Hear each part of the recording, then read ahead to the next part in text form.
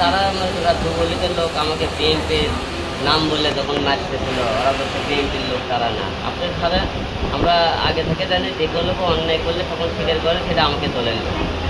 রাজনীতি এটাই নিয়ম, যখন রাজনীতি কোনো দলের উপর কোনো আঘাত হয় তখন বলে সে আমাদের লোক না। আমার প্রশ্ন হচ্ছে আপনারা বিএনপিতে কালকে অনেকে সাংবাদিক সম্মেলন করে বলতেন হিরো আলম নাটক করতেছে। আওয়ামী লীগ যখন মারছিল আমার উপর তখন বিএনপির লোক কী করে বলছিল সিনেমা করতেছিল আমাকে নাকি। এখন তাদের দলের লোকজন মারতে বলতেছে আমি তো নাটক করতে আমি। সেইটাই হবে যে আমার বিএনপির লোকেরা তখন কালকে প্রমাণ করুক যে লোকেরা মারছে তাদেরকে নিয়ে এসে প্রমাণ করে তখন বলে দিল না কেন। তারা কালকে সাংবাদিক সম্মেলন করার আগে যারা আমাকে আদালতে মারছে, আদালতে যুবলীগ তারা বলতেছে তাদেরকে তারা বিএনপি অফিসে ধরে নিয়ে গেল না কেন। টাঙ্গে তারা বগুড়ার লোকের টাঙ্গে বাধ্য করে বললো না কেন তোরা আমাদের বিএনপির নামে কেন হিরো আলমের উপর মারধর করলি, কেন বিএনপির লোকের চুপ কেন। আমার বাসা বগুড়া, তারা মারধর করলো কেন আমার কথা তারা প্রমাণ করুক যে তারা বিএনপির লোক না।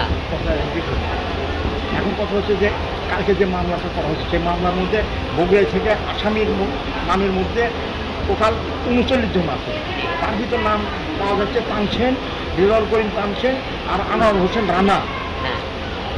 একজন হচ্ছে জাসদ, যে আওয়ামী লীগ সরকারের সমর্থনে প্রার্থী হয়েছিল কাহালু এবং নন্দীগ্রাম থেকে। গত নির্বাচনে তোমার প্রতিদ্বন্দ্বী সে ছিল। এখন তারা তো যুব দলের লোকজন হয়, তারা তো আমার পর হামলা করে থাকে ঠিক না। এই হামলা কালকে কিন্তু বিএনপির স্লোগান দিয়ে তারা মারছে। এখন এটা প্রকৃতি খুঁজে বের করতে হবে বিএনপির লোকেরই, তাদের নাম ভেঙে কেন আমাকে মারছে। আর আওয়ামী লীগের লোকজন তারা মারধর করে আমি তো মামলা করব, তাহলে আমি বের করে আনবেন সে মামলাতে আওয়ামী লীগের লোক না বিএনপির লোক, তাহলে আমি এটা ক্লিয়ার হবো। এখন বিষয়টা হচ্ছে যে এই যে ঘটনাটা ঘটে গেছে এগুলো দেখার কর্তৃপক্ষ কিন্তু পুলিশ, যে পুলিশের কাছে কি দাবি, এই ঘটনা তদন্ত দাবি কি পুলিশের কাছে করা হচ্ছে?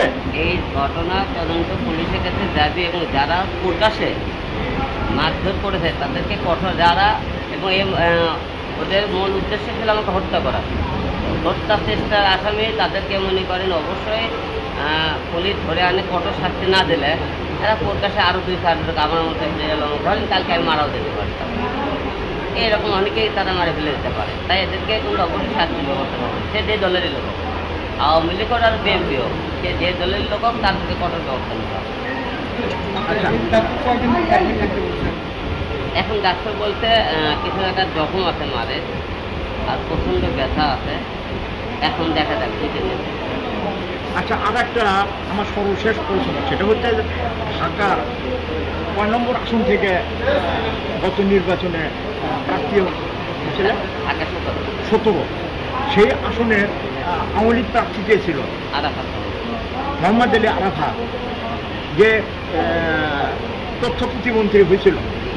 তো ওই সময় আমরা শুনছিলাম যে তোমার বিভিন্ন কেন্দ্রে তোমার ভোটগুলো তারা মানে করছে, রিজিং করছে। যে একটা কথা বাজারে প্রচার ছিল যে ভোটটা যদি পুনরায় গণনা করা হয় সেক্ষেত্রে হিরো আলম ঢাকার আসন থেকে জিতবে।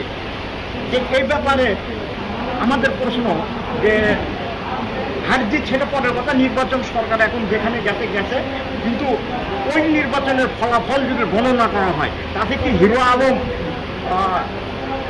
ওই আরাফাত রহমানের কাছ থেকে বেশি ভোট পাওয়ার আশা করে কিনা?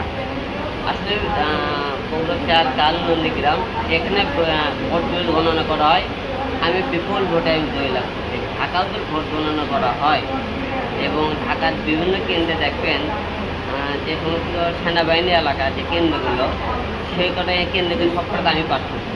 যেগুলো সুষ্ঠু নির্বাচন হতে সেগুলো কিন্তু আমি পাঠ করছি, আর যেগুলো সুষ্ঠু নির্বাচন না হয়েছে সেগুলো কিন্তু আওয়ামী লীগ পাওয়ার দেখানো হয়েছে। কারণ যেখানে দেখে আওয়ামী লীগের লোক জোর করে সিলমার করছিল, সেই টাইমে কিন্তু আমি তাদেরকে ভোট কেন্দ্র যখন বাধা দিয়েছিলাম, সেই টাইমে কিন্তু আমার উপর ঢাকা 17 আসনে হামলা করা হয়।